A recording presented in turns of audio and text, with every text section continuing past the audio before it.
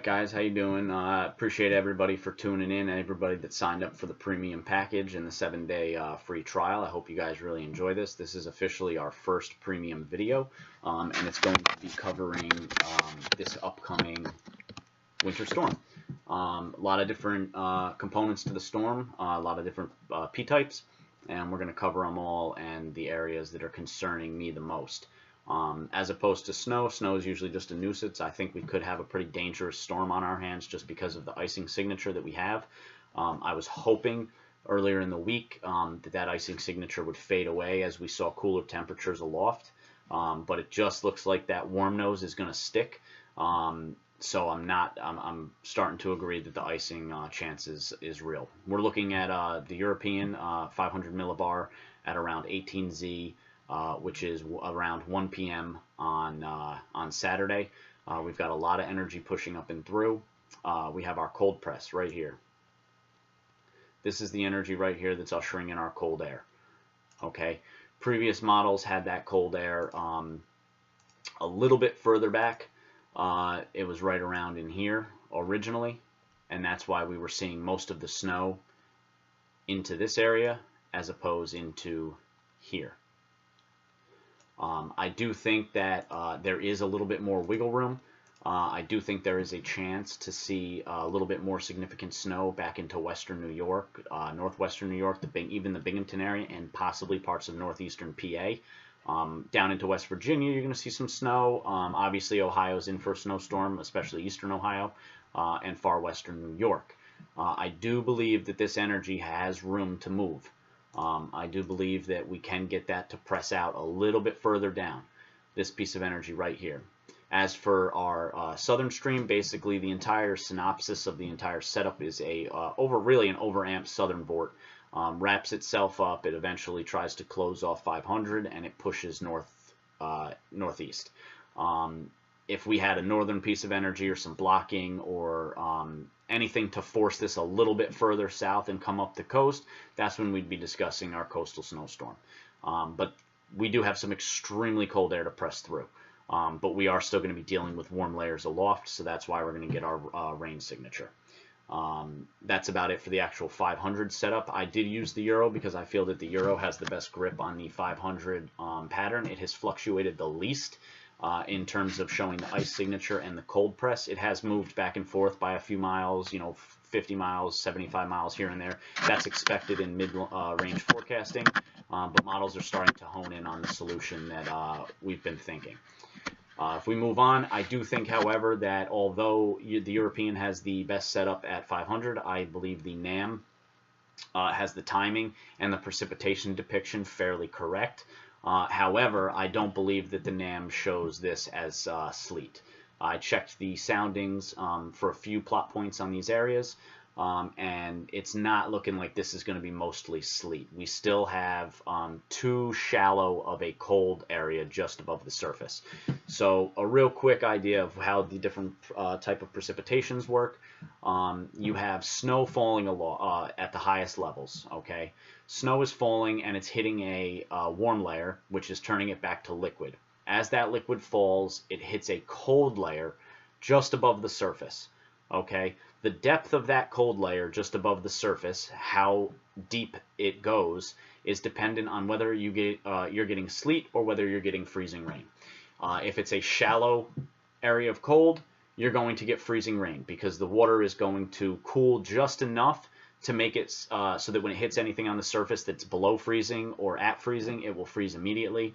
If it was deeper and a better setup for sleet, you would see a prolonged area of cold just above the surface, which would allow the water droplets from the warm air aloft to refreeze into ice, which is essentially going to be sleet pellets. I don't think we have that deep of an area of cold. I believe that this is mostly a freezing rain signature for the most part. The closer you get, once you get into areas just inside this line, so I would say maybe right in here, you have a shallow area where heavy sleet is possible to fall. Besides that, I don't think there's going to be too much sleet. Granted, we still are a few days away. This could obviously trend cooler. but I just don't see the depth of that cold layer being there. As we look for actual timing, 1 a.m. Saturday morning is when we start to see our rain wrapping up for our western sections, and we start to see snow, sleet, and freezing rain take over.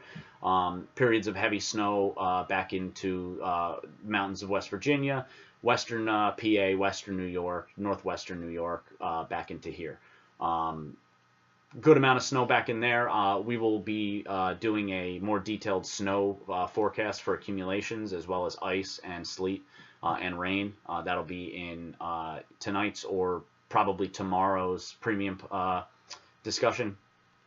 But I do believe there is wiggle room on this. As we see our layer push through,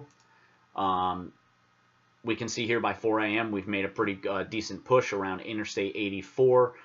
Heading northwest, we now have sleet and freezing rain potential into the Hudson Valley, northeastern PA, Albany area, and northern New England. As we press further in, we get to 7 a.m. in the morning. There's the potential now. Here's where it'll get tricky. As the precipitation is wrapping up, it's weakening, and the cold press is coming in much stronger. If that continues, we could very well wrap up as a period of mix or even snow for some areas.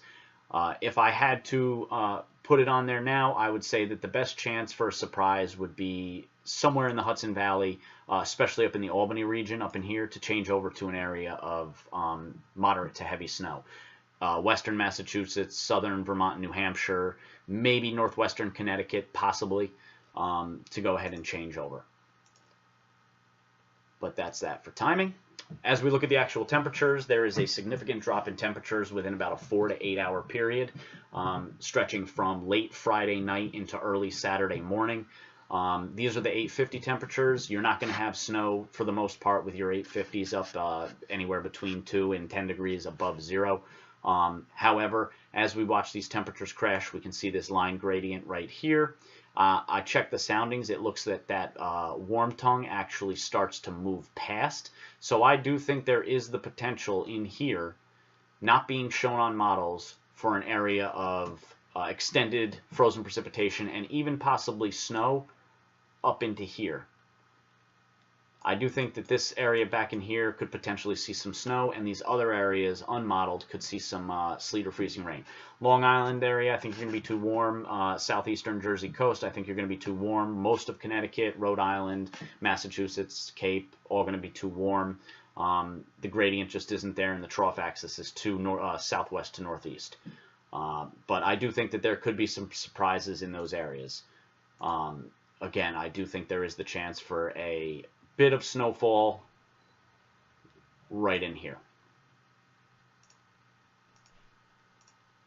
As we move forward, then we're looking at our 2-meter temperatures. Obviously, these crash as well, which is bringing up the possible threat for flash freezing. Anything that does fall, if you do get rain down into these areas, we can see our temperatures right now are close to or below freezing. I would expect anything in this area to freeze very, very quickly. We're not going to be warm for all that long, a few days, and we are going to get cool at night. So I do believe that that is one of the biggest threats for the coastal areas at this time. I don't see any heavy ice signature for the coastal regions. However, I do believe, again, in this area here, as we push through, there's the potential for prolonged icing. Anything greater than a 1/4 to a 1/2 inch of ice is possible, in my opinion. And I do believe that if we push back into here, I do believe there is the threat in here for some heavier snowfall, possibly, if we begin to see this trend a little bit more. There's going to be a very, very sharp gradient, so it'll be very close. Here's the preliminary P-type forecast. As you can see, what we've come up with, we're basically looking at snow north and west of this line, primarily all snow. After the initial rain passes through, remember, this entire discussion is going to be after our initial low pressure and our leading vort passes through. For the most part, most people will be rain on Saturday. It'll be warm and rainy for almost everyone. So this is after the fact. This is the second low pressure system that develops and pushes through from down south. Mostly snow in this region. I do believe that in here it is going to be rain to a freezing rain and mix. However, I do think snow is possible in this area as we push through maybe a few hours of prolonged moderate snowfall. This area here, I believe there is the potential, stands as of now. We will stay updated. We will keep looking at the models for a prolonged period of heavy icing, freezing rain. Again, I don't 100% think that there's going to be that much sleet. I think it will primarily be a freezing rain event, especially for these areas. That's something to watch. And then south and east of that, I do believe there is the chance for a tail end mix. A couple of the models, actually, the NAM has another area of low pressure with some trailing vorticity and some convection out off the Atlantic around the base of the trough, having a little area of snow pop up. So we could see maybe an inch or so of snow even down into the city on the tail end. It's very possible. As we push forward, this is the chance, I believe, the potential for heavy snow after the changeover. For some of these places out here, there shouldn't be too much of a changeover. This is primarily regards to this system. I do believe there is guaranteed to be heavier snowfall in western New York, but my concern is for the unforecasted possibility of a changeover to heavier snow. I would even be willing, probably, depending on how we look at models here, in the next day or so, to change this area right here to a potential of a changeover to snow. Depending on how we see the temperature gradients go. I do think it is possible to see that area change over. As we look forward, I do not think that anyone in this area here has all that much to worry about. I do think it is primarily going to be too warm, with the exception of tail end snow. I can't see very much change in that. The temperatures are just far too marginal for that area. As we press over and we go further inland, I do believe, obviously, the area of icing is into here and north and west.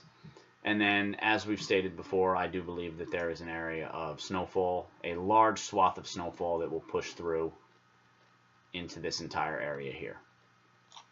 Again, we're going to do precipitation maps and snowfall maps, a little in-depth look. I wanted to get off on a good start with the premium videos. These are not videos that are going to be posted on Twitter, Facebook, or anything like that. They are going to be more detailed for our areas. If anyone has any requests, I'm more than happy to put a slide together for your area specifically. If you signed up for the premium local, those get done via your email. And I really appreciate everybody that's supported us and followed us. Again, there's going to be a lot of videos being posted and a lot of content. Not Safe for Work Squid is going to be doing primarily afternoon and morning forecast discussions. He's going to put them together. Those will also be posted. Just again, keep in mind, we are just starting off on the premium, so we're in the midst of loading content right now. So if the site doesn't work for a couple hours or something like that, just bear with us. We're just loading things on, and we're trying to get everything up and running. I really appreciate everybody that signed up. I appreciate you guys, and spread the word. Let's get some more people signed up, and we'll have a good time with this. We'll follow some storms, and everything will be good. All right, I appreciate it, guys. Have a good one.